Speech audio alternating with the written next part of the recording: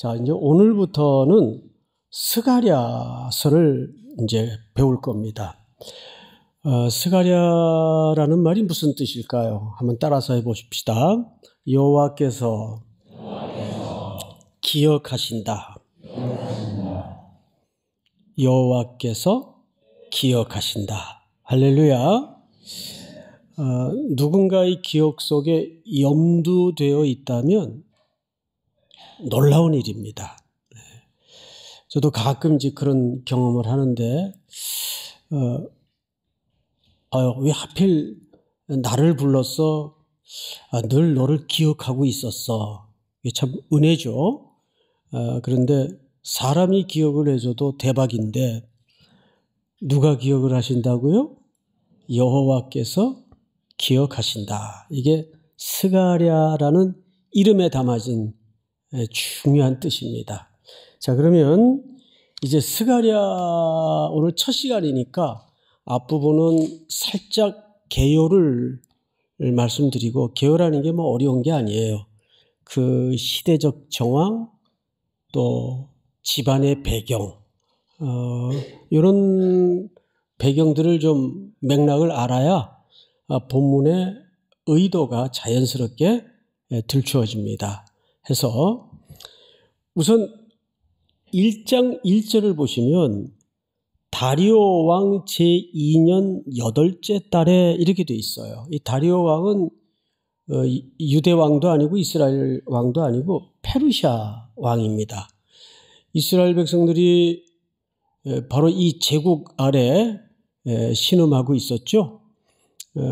이제 그 사이에 이 열강이 제국의 축이 계속 바뀌죠. 바벨론과 페르시아, 이 두 나라가 항상 이스라엘 백성들을 꽁꽁 붙들고 있었습니다. 그래서 이 다리오 왕은 그 중에서도 성경에는 바사라고 표현되어 있어요. 근데 바사를 우리 역사에 나와 있는 이름대로 부르자면 페르시아, 어마어마한 제국이었죠. 이 페르시아 왕입니다. 근데 다리오는 이제 막 왕이 된 지 한 2년밖에 안 되니까 정권이 새로 들어선 겁니다. 왕조가 바뀐 거죠. 8째 달입니다. 다리오 왕 제2년 8째 달에 이렇게 돼 있어요. 이때는 페르시아 제국의 아주 중요한 전환의 시기예요. 정권도 바뀌었고 또 주변의 나라들도 다 평정이 돼서 힘으로도 안정돼 있었던 때입니다. 경제적으로도 말할 것 없고, 그러다 보니까 이제 모든 게 평안해졌으니까 하나 남은 거는 정권을 더 공고히 하는 일 외에는 이제 딱히 나라 자체에 어떤 문제가 없었어요. 반면에 제국은 그렇게 평화를 구가하고 있는데 거기에서 풀려난 히브리 유다 백성들은 예루살렘으로 성전 재건이라는 목적을 가지고 돌아와 보니까, 자, 재정이 옳게 있어요. 또 그것뿐만 아니라 주변의 잡다한 족속들이 의심의 눈초리를 가지고 이 사람들 제국에서 벗어나려고 독립하려고 성곽을 쌓는 건 아닐까. 계속 방해를 합니다. 찝쩍거려요. 힘들죠. 피로감이 누적이 돼요. 게다가 결정적인 것은 그 옆에 나라들 역시 페르시아 제국의 속국들인데 시기와 불안한 이 변화 때문에 유다 백성을 페르시아 제국에다가 고소를 해요. 이 사람들 돌아와가지고 뭐 이상한 짓들 하는데 이거 허락한 거 맞습니까? 선조왕 때 허락했다는데 이게 사실입니까? 그래서 계속 문건을 올려가지고 방해 공작을 합니다. 고발을 합니다. 그러다 보니까 공사가 중단이 돼요. 무려 16년에서 17년 동안 중단이 됩니다. 이게 굉장히 이스라엘 백성들에게는 데미지였어요. 에이, 그냥 우리 민족이 그러면 그렇지 뭐 되는 일이 하나도 없네. 이참에 그냥 손 놓자 하고 중단된 지가 16년, 17년을 넘어가고 있던 때입니다. 이것이 그들에게는 굉장히 상처요 좌절이 됐어요. 그런데 이때 하나님께서 누구를 보냈냐 하면 학개라는 선지자를 보내요. 손 놓고 있는 유다 백성들을 위해서 학개라는 선지자를 보냅니다. 학개 선지자가 언제 왔어요? 1장 1절을 한번 볼까요? 학개서 보시면 다리오 왕 제2년 몇째 달. 그러면 이 본문을 그대로 좀 띄워두십시오. 오늘 스가랴서 1장 1절과 비교를 해보면 불과 몇 달 사이입니까? 2달 사이예요. 자, 잘 생각해 보세요. 2달 전에 학개 선지자가 예루살렘에 와가지고 하나님의 말씀을 받아서 부흥의 불을 질렀어. 그래서 백성들이 깨닫고 회개하고 중단되었던 성전 건축에 그들이 돌아올 때의 원래 목적의 사역을 다시 시작했습니다. 다시. 그럼 된 거 아니에요, 이제? 성도들도 돌아왔고 중단되었던 공사도 다시 시작을 했고. 그런데 그것도 무슨 2년 있다가 온 것도 아니고 2달 있다가 스가랴 선지자가 올라왔어요. 하나님의 말씀이 임했다고. 그래서 어떤 신학자는 스가랴 선지자의 역할에 대해서 모호한 선지자. 왜 왔는지 잘 모르겠다 그 뜻이에요. 예? 재밌죠? 그런데 오늘 마지막 설교 끝에 결론이 뭐냐 하면 왜 왔는지를 아는 것이 결론입니다. 그건 제가 가르쳐 줄 수 있는 문제가 아니고 성경이 스가랴 선지자의 직무를 어떻게 이 사람이 왜 2달 채 안 돼가지고 예루살렘에 왔을까 그거를 발견하는 것이 오늘 설교의 마무리예요. 자, 그럼 성경을 봐야 되겠죠? 2절을 보세요. 오늘 본문 2절 보시면 여호와가 너희의 조상들에게 심히 진노하였느니라. 갑자기 왜 조상 얘기를 꺼내지? 이거 학개 선지자가 한 얘기가 아니에요. 누가 한 얘기예요? 스가랴 두 달 있다가 온 스가랴 선지자가 한 얘기예요. 조상 얘기를 해요. 아, 이것도 뭐 역사청산인가? 뭐 그런 측면도 없지 않아 있긴 하겠지만 생각해 보세요. 왜 갑자기 조상들 얘기를 할까? 근데 조상들 얘기가 좀 부정적이에요.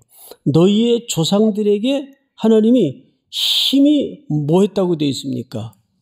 이게 이제 우리 한글 번역으로는 이 정도 표현을 했지만 히브리 말은 강조를 해서 굉장히 격렬하게 하나님의 진노가 표시됐습니다. 조상들의 그 어떤 악에 대해서. 그러면 포로로 끌려가기 전에 이스라엘이나 유다의 형편이 어땠습니까? 가장 큰 죄악이 뭐예요? 우상숭배예요. 우상숭배는 뭐와 연결이 되죠? 언약을 어긴 것과 연결이 됩니다. 우상숭배라는 것은 영적으로 음행을 한 거예요. 그들의 영원한 신랑은 하나님이신데 그 하나님을 등져버리고 이 신도 좋고 저 신도 좋고 이방 여인들과 음행을 하고 신을 섞어서 우상숭배에 빠진 겁니다. 출애굽기 20장이나 34장에 보면 하나님을 어떻게 묘사하죠?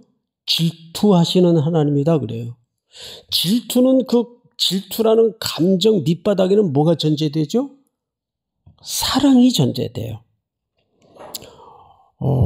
하나님이 우리를 질투하신대요.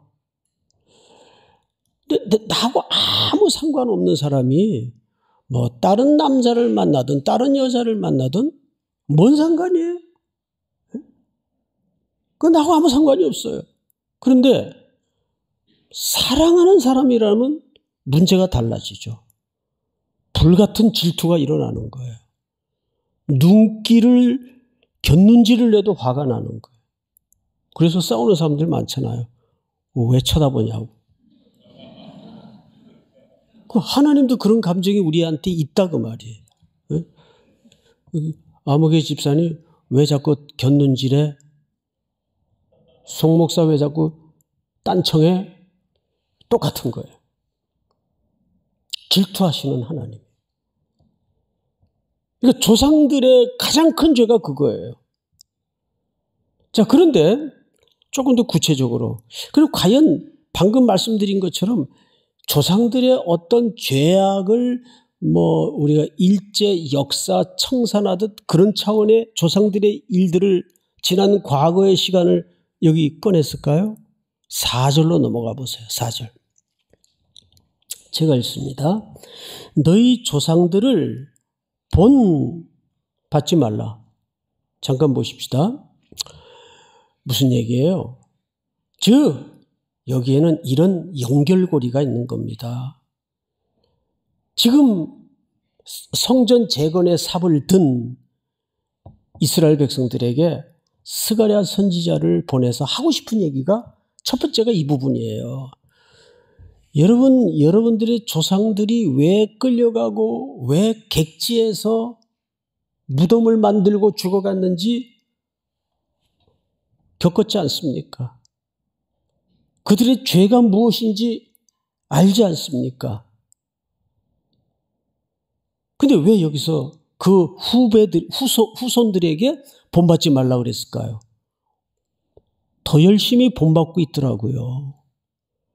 그들이 그 끔찍한 고난의 역사를 자기들의 조상과 함께 그 이방 땅에서 수많은 고난 가운데 겪어놓고도 그거를 온몸으로 역사 속에 체득을 해놓고도 그들이 돌아와서 하는 일들을 보니까 조상들이 걸어서 하나님 앞에 진노를 받았던 그 길을 똑같이 답습하더라 그 말이에요. 그래서 이 얘기를 하는 거예요. 4절. 너희 조상들을 본받지 말라. 옛적 선지자들이 그들에게 외쳐 이르되, 이쪽에 포로로 끌려가기 전을 얘기합니다. 그들에게 수많은 선지자들이 보내어져서 그렇게 하면 안 됩니다. 돌아와야 됩니다. 끊어내야 됩니다. 우상 숭배는 죄입니다. 하나님이 진노하십니다. 끊임없이 하나님에 대해서 귀에 피가 나도록 선포하고 가르쳤지만 어떻게 했어요? 4절 하반절 볼까요? 그들에게 외쳐 이르되 만군의 여호와께서 이같이 말씀하시기를 너희가 악한 길 악한 행위를 떠나서 돌아오라 하셨다 하나 그들이 듣지 아니하고 내게 귀를 기울이지 아니하였느니라. 여호와의 말씀이니라. 무슨 얘기입니까? 사랑하는 이의 그 애끓는 호소와 돌아오라는 초대 앞에, 프로포즈 앞에 관심도 기울이지 않았다 그 말이에요. 그 얘기를 하는 거예요. 근데 그래서 너희 조상들이 고향 땅을 떠나 그런 형벌의 세월을 겪은 걸 너희들이 후손으로 거기에서 보고 느끼고 배우면서 왜 돌아와서 똑같은 걸음을 똑같은 악행을 답습하고 본받고 있느냐 그 말이에요. 얼마나 무서운 얘기입니까? 그러니까 스가랴 선지자는 중단되었던 성전 재건의 목적이 있는 게 아니라 여전히 답습하고 있는 그 다음 세대들의 악행에 대해서 피를 토하는 마음으로 설명하고 있는 거예요. 성경을 다시 보십시다. 5절. 너희 조상들이 이제 여기서부터 스가랴가 그 돌아온 다시 재건의 삽을 든 이스라엘 백성들에게 세 가지 질문을 해요. 첫 번째 질문이 뭐냐 하면 너희 조상들이 어디 있느냐? 이거 장소를 얘기해요. 어디 있어요? 그 질문을 여러분들에게 지금 해볼게요. 이 히브리인들의 조상들이 지금 어디 있습니까? 다 죽었어요. 근데 어디서 죽었어요? 바벨론 땅에서. 고향으로 돌아오지도 못하고 이방의 객이 되어서 고난의 역사를 온몸으로 겪다가 하나님의 징벌을 받다가 성전이 있는 고향 땅으로 돌아오지도 못하고 이방 땅에서 무덤을 만들고 죽어갔어요. 그 얘기를 하는 거예요. 너희 조상들이 지금 다 어디 있느냐? 두 번째 질문이 뭔지 아세요? 잘 보세요. 두 번째 질문. 또 선지자들이 영원히 살겠느냐? 이게 무슨 얘기예요? 이 말은 너희 조상들에게 하나님이 수많은 주의 종들을 보내서 얼마나 설득했고 얼마나 설명했냐? 얼마나 기회를 주었냐? 그런데 그 선지자들 다 어디 있냐? 선지자들 다 어디 있어요? 다 죽었어요. 모세도 가고 엘리야도 가고 동열이도 가고 다 갔어요. 종범이도 가고 그거 유명한 이야기죠? 다 죽었어요. 그러면 그게 무슨 뜻일까요? 그래서 성경은 이게 언어라는 체계로 썼기 때문에 문학적 이해가 있어야 돼. 이 얘기는 그들도 유한한 존재이기에 선포하고 지나가고 경고하고 지나가고 영원히 남아서 선지자 노릇한 선지자가 없지 않냐. 그러니까 그게 무슨 얘기입니까? 기회는 영원하지 않다 그 말이에요. 기회는 유한하다 그 말이에요. 때가 있다 그 말이에요. 지금 그 선지자들 다 어디 있느냐? 다 죽었어요. 다 지나갔어요. 세 번째 질문을 잘 보세요. 세 번째 질문. 6절. 내가 나의 종 선지자들에게 명령한 내 말과 내 법도들이 어찌 너희 조상들에게 임하지 아니하였느냐? 임했다는 얘기입니까? 임하지 않았다는 얘기입니까? 임했다는 얘기예요. 그 선지자들이 자기의 시대에 와서 패역과 우상숭배와 언약을 섬기던 백성들에게 경고를 하고 돌아오라고 촉구하고 하나님의 애끓는 마음을 선포하다가 다 죽었어요 지금. 그런데 선포한 그 사람은 역사의 무대 뒤로 사라졌지만 그들이 선포했던 하나님의 말씀은 역사 속에서 실증적으로 열매를 맺었냐 안 맺었냐, 성취가 됐냐 안 됐냐 그 얘기를 하는 거예요. 성취됐어요 안 됐어요? 성취됐잖아요. 경고대로 돌아오지 않으면 어떤 대가를 치를 것인가를 선포했는데 그대로 실증적으로 이들이 겪었습니까 안 겪었습니까? 지금도 겪고 있고. 그러니까 여기 뭐가 강조된 거죠? 하나님의 말씀이 언제 틀림이 있는 적이 있더냐? 하나님의 말씀은 그대로 반드시 성취된다는 것을 계속해서 강조하고 있어요. 첫 번째 원리가 뭐죠? 말씀이 일하도록 하라.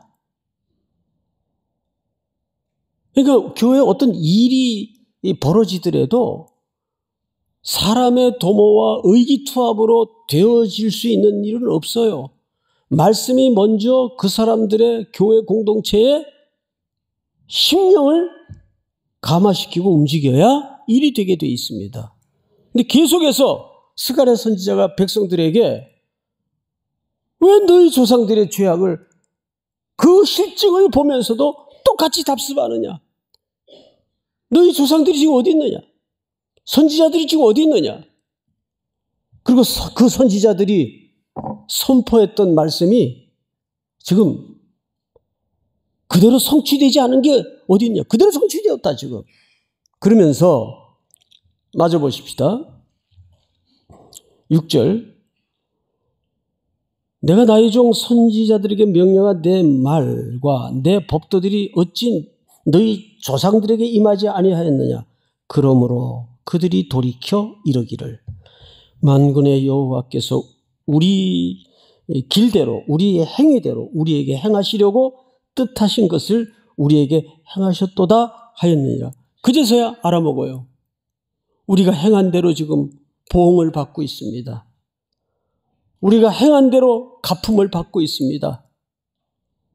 그러면 결국 너희들 말 안 들었더니 이렇게 됐지? 이거 확인하려고 스가랴 선지자가 2달도 안 돼가지고 와가서 이 얘기를 하고 있는 걸까요? 아니에요. 그래서 오늘 이 6절 속에서 해석하지 않는 본문이 딱 한 절이 있어요. 3절입니다. 3절을 전체가 한번 다 같이 시작. 그러므로 너는 그들에게 말하기를 만군의 여호와께서 이처럼 이르시되 너희는 내게로 돌아오라. 만군의 여호와의 말이니라. 그리하면 내가 너희에게로 돌아가리라. 만군의 여호와의 말이니라. 네, 이 3절은 오늘 주제의 핵심 본문입니다. 다시 한번 제가 한 단어 한 단어를 설명하면서 읽어드리겠습니다. 그러므로 너는 그들에게 말하기를 만군의 여호와께서, 근데 이 만군의 여호와라는 말이 이 한 절 안에 3차례 등장을 해요. 만군의 여호와, 만군의 여호와, 만군의 여호와. 만군의 여호와라는 것은 하나님과 묘사된 표현으로서 군사적 용어입니다. 그러면 군대에서 제일 절대적 덕목이 뭐예요? 예? 우리 남자분들 뭐예요? 군대에서 제일 절대적 덕목이 뭐예요? 절대복종입니다. 절대복종. 그러면 이 만군의 여호와라는 말을 왜 썼을까요? 이스라엘 백성들의 타락이 어디서부터 시작이 됐죠? 복종하지 않아서 그래요. 순종하지 않아서 그래요. 성경을 잘 보십시다. 3절. 그러므로 너는 그들에게 말하기를 만군의 여호와께서 이처럼 이르시되 너희는 내게로 돌아오라. 여기 돌아오라 할 때는 슈브라는 단어를 썼어요. 그 철저한 삶의 구체적이고도 종합적인 돌이킴을 얘기합니다. 어느 한 덕목만을 얘기하는 게 아니에요. 전체적인 삶의 종합적인 회개를 얘기합니다. 그 슈브라는 단어를 써서 이게 회개예요. 근데 거기까지는 우리가 뭐 늘 듣던 얘기예요. 근데 아주 신비한 표현 하나가 눈에 걸립니다. 그게 뭐냐면 하반절에 그리하면 내가 너희에게로 어떡하리라? 돌아가리라. 만군의 여호와의 말이니라. 그리하면 하나님이 우리에게 돌아오겠대요. 그러니까 결국 스가랴 선지자는 보이는 성전 재건에 목적을 두고 보내어진 분이 아니고 그 성전의 참 의미, 성전의 참된 의미를 설명한 선지자이면서 동시에 그 성전이 갖는 각각 성도들에게 던져져야 될 의미가 뭘까요? 하나님과의 임재, 하나님과의 교제를 얘기합니다. 선선한 바람이 불 때쯤 더 기도와 말씀의 자리에 나아가서 뜨거운 여름 동안 소홀히 했던 하나님과의 임재와 경험을, 교제를 더 부유하게 누릴 수 있는 우리 3일의 성도들이 될 수 있기를 주의 이름으로 축복합니다.